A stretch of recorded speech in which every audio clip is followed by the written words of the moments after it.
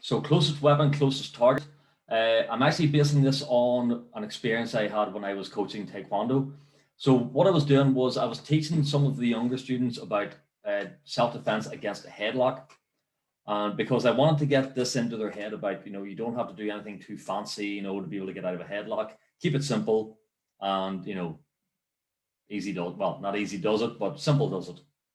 So what happened was I got one of the other students who was about the same size as me, and I got him to I put him into a headlock first, and I said, right, show me how you would get out of this headlock. So I got him in the headlock, and then so he grabbed my wrist, he turned his head so he could breathe and all, and that's all fine, that's good. So he's taking control.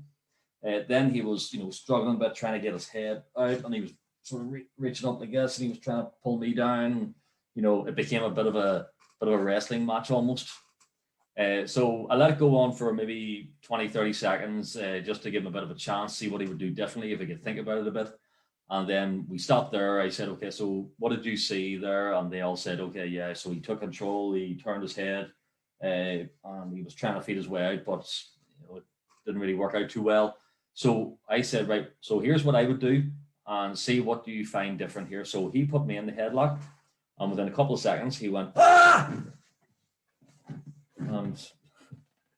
And they all looked at each other and went, what did you even do? You didn't do anything. You didn't even grab him.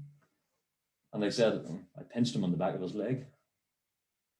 And that created that mad reaction where he's like, ah, what the hell? What the hell just went on?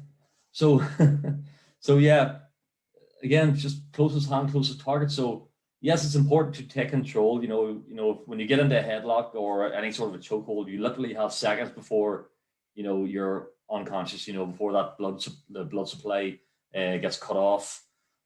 So yeah, I basically pinched him in the back of the leg, and that caused him to lift up, and therefore his arms were coming with him. That got him away from the headlock.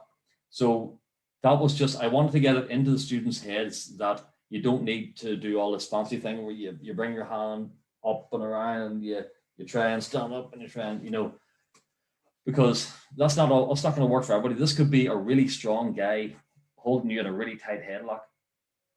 So what's the closest target to you? Well, his groin's right there. Punch him on the groin, pinch him on the back of the leg, whatever you do. So I think it's important to try and get familiar with targets in all of these different scenarios, whether it's in a headlock, throat grab, whatever it is. And use that to your advantage where you're keeping it simple. You don't have to do all these fancy moves, just keep it simple, and simple is effective.